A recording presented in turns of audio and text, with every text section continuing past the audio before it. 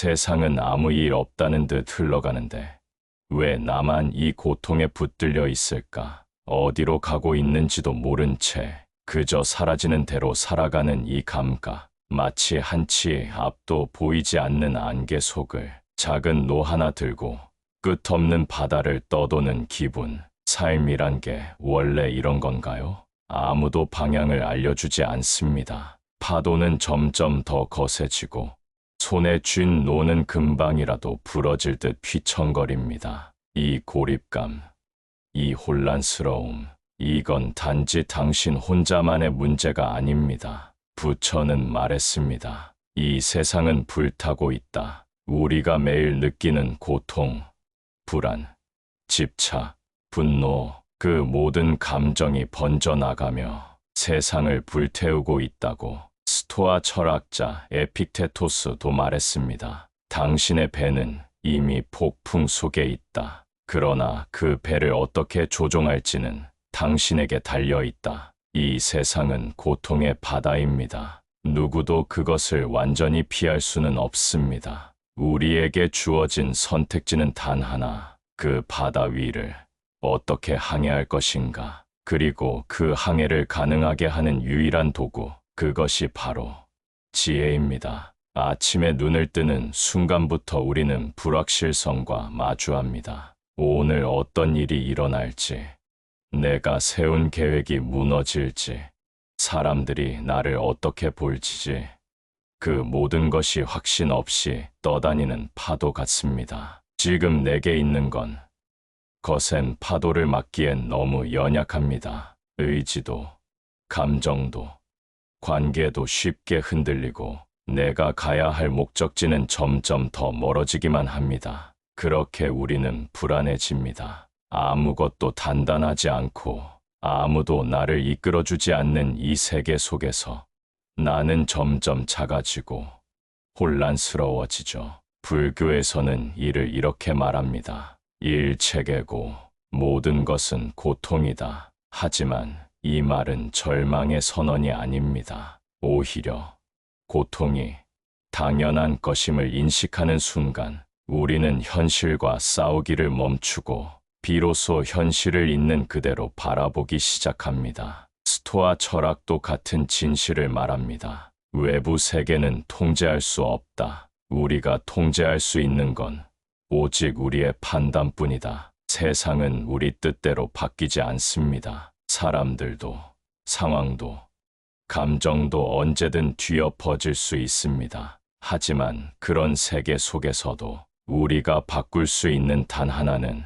그 바다를 어떻게 건널 것인지에 대한 나의 태도입니다. 우리는 배를 만들어야 합니다. 고통의 바다에 떠밀려가는 존재가 아니라 그 바다를 자각하며 항해하는 존재가 되어야 합니다. 그리고 이 배는 결코 기술이나 속도로 만들어지지 않습니다. 오직 하나 지혜. 그것만이 우리를 끝까지 떠있게 만듭니다. 고통은 피할 수 없습니다. 하지만 대부분의 사람들은 그것을 피하려 애씁니다. 고통이 나타나면 눈을 돌리고 외면하고 다른 것으로 덮어버리려 하죠. 그러나 진짜 항해자는 고통을 두려워하지 않습니다. 오히려 고통을 피하지 않고 그 안을 천천히 들여다봅니다. 왜냐하면 고통은 도구이기 때문입니다. 잘 다듬어진 고통은 삶의 배를 지탱하는 가장 단단한 자재가 됩니다. 불교에선 우리의 고통은 외부가 아니라 내부에서 온다고, 그리고 그 내부에는 세 가지 벌레가 숨어 있다고 가르칩니다. 담, 진, 치. 이 세 가지는 우리가 조용히 만들고 있는 배 밑바닥을 조금씩, 그러나 분명하게 갉아먹고 있습니다. 당신은 아무리 아름답고 튼튼해 보이는 배를 만들어도 그 안에 탐욕이 있고 분노가 있고 어리석음이 있다면 그 배는 결국 조용히 가라앉고 말 것입니다. 스토아 철학도 같은 경고를 합니다. 지혜 없는 사람은 배의 키를 남에게 맡긴 자와 같다. 우리는 너무 쉽게, 그리고 자주 자신의 삶을 다른 이들의 말, 시선, 기분, 감정에 맡기고 있습니다. 칭찬 한마디에 기분이 올라가고 비난 한 줄에 무너집니다. 그 순간 우리는 항해자가 아니라 다른 누군가가 조종하는 배 위의 수동적인 승객이 됩니다. 진짜 지혜는 그런 상태에서 깨어나는 데서 시작됩니다. 거친 바람이 불어올 때도 흔들리지 않고 중심을 잡을 수 있는 것, 그것은 기술입니다. 그 기술은 말이 아닌 침묵에서, 도망이 아닌 명상에서, 그리고 수많은 거절과 참음 속에서 길러집니다. 삶의 배를 만든다는 것은 세상의 바람과 파도를 견딜 수 있는 정신적 구조를 세우는 일입니다. 겉모습이 아니라 내면의 골격을 만드는 일, 그 일은 결코 빠르게, 쉽게, 요령으로 끝나지 않습니다. 지혜는 그렇게 아주 천천히 만들어지는 것입니다. 우리는 자주 착각합니다. 책을 많이 읽으면, 아는 것이 많아지면 자연스럽게 지혜로워질 거라고.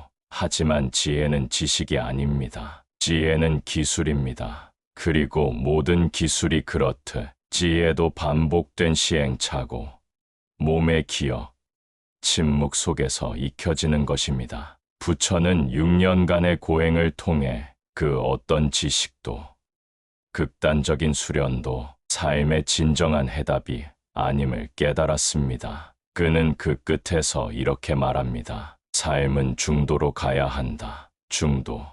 그것은 바다의 정중앙을 지나가는 항로입니다. 왼쪽으로 치우치지도 않고 오른쪽으로 급회전하지도 않는, 흔들리되 침몰하지 않는 능력. 스토아 철학자 세네카는 비슷한 통찰을 남깁니다. 운명이 그대를 끌고 가면 복종하고 저항하면 질질 끌려간다. 세상은 언제나 우리를 밀어붙이고 우리가 거기서 어떻게 중심을 잡느냐에 따라 삶의 질은 완전히 달라집니다. 그러니까 중요한 건 하나입니다. 당신은 중심을 잡는 훈련을 했습니까? 당신은 침묵하는 연습을 했습니까? 당신은 욕망을 바라보며 웃는 법을 배웠습니까? 당신은 분노를 붙잡고 숨을 고를 수 있습니까? 그것이 없다면 지식은 쓸모없습니다. 정보는 넘치지만 방향은 없습니다. 배에 수많은 장비를 씌웠지만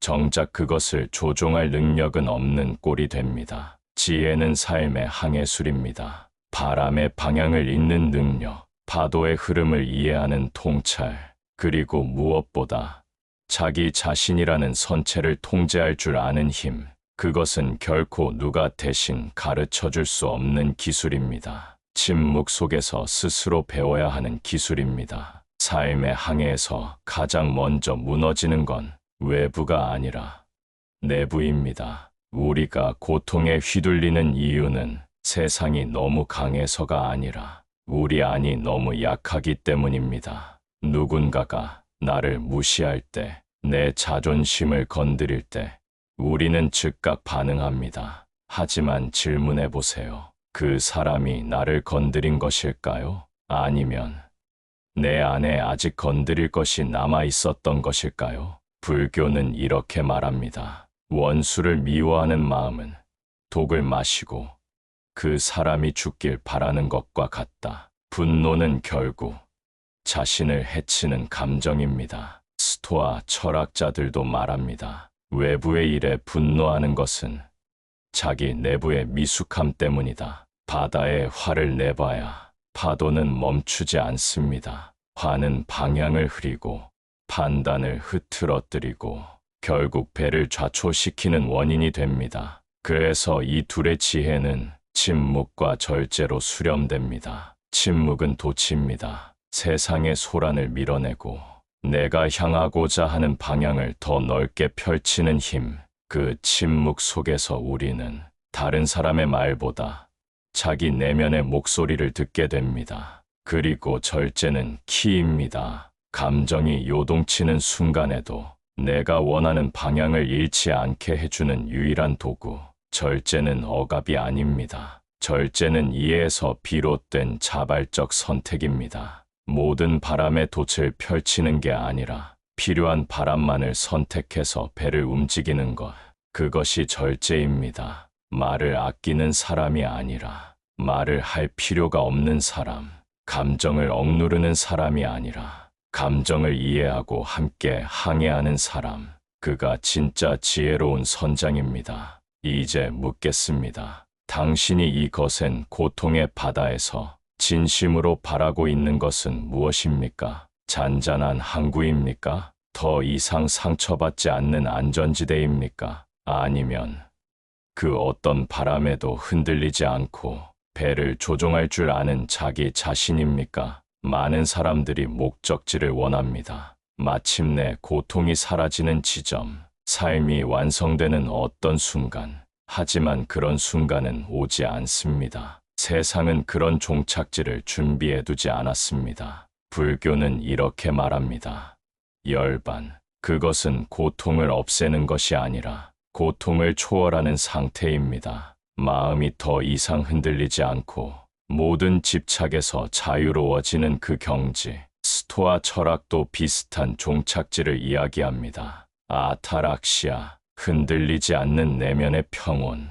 그것은 세상이 조용해서 오는 평온이 아니라 내 안의 중심이 단단해서 찾아오는 평온입니다. 이 두 철학은 다른 시대, 다른 땅에서 태어났지만 마치 같은 바다를 건넌 사람들처럼 우리에게 한 가지 진실을 말해줍니다. 삶의 목적은 어딘가에 닿는 것이 아니라 내가 어떤 존재가 되어가는가에 있다. 목표를 향해 달리는 인생도 좋습니다. 하지만 그 여정에서 당신은 스스로에게 이런 질문을 던져야 합니다. 나는 점점 자유로워지고 있는가? 나는 파도에 반응하는 대신 이제는 파도를 관찰할 수 있는가? 나는 삶을 견디는 사람이 아니라 삶을 항해하는 사람이 되어가고 있는가? 고요한 항구는 때로는 도망이 될 수 있습니다. 풍족한 물자도 언젠가는 다 써버릴 수 있습니다. 하지만 배를 조종할 줄 아는 능력, 내면의 길을 잡을 수 있는 힘은 결코 사라지지 않습니다. 삶은 계속해서 새로운 폭풍을 몰고 올 것입니다. 하지만 당신이 진짜 배를 만든 사람이라면 그 폭풍조차도 항해의 일부가 됩니다. 목적지는 중요하지 않습니다. 당신이 그 항해에서 어떤 존재가 되었는지가 중요합니다. 그것이 진짜 목적입니다. 이제 이 길고 긴 항해의 끝에서 나는 당신에게 단 하나의 질문만을 남깁니다. 당신은 바다를 원망하며 살 것입니까? 아니면 그 바다 위에 지혜로운 배를 만들겠습니까? 세상은 쉽게 바뀌지 않습니다. 파도는 여전히 거세고 바람은 예고 없이 방향을 바꿉니다. 당신이 아무리 조심하고 대비해도 폭풍은 찾아오고 배는 흔들립니다. 하지만 여기서 중요한 것은 고통은 멈추지 않습니다. 하지만 당신은 달라질 수 있습니다. 당신은 길을 잡을 수 있습니다. 당신은 방향을 잃지 않는 법을 배울 수 있습니다. 당신은 여전히 혼란 속에 있을 수 있습니다. 여전히 흔들릴 수 있습니다. 하지만 어느 날 문득 깨닫게 됩니다. 이 거센 물결 위에 서서 나는 예전의 내가 아니다. 나는 지금 배를 만들고 있고 그리고 그 배는 어느 누구도 빼앗을 수 없는 나만의 지혜로 지어진 배다. 그러니 이제 노를 들어 올리세요. 침묵을 받아들이세요. 절제를 품으세요. 그리고 나아가세요. 파도를 두려워하지 말고 파도와 함께 움직이세요. 세상의 고통은 멈추지 않겠지만 당신의 방향은 바뀔 수 있습니다. 삶은 고통의 바다입니다. 그러나 지혜는 그 바다 위에 배를 짓는 일입니다. 그리고 그 배는 오직 당신만이 만들 수 있는 것입니다.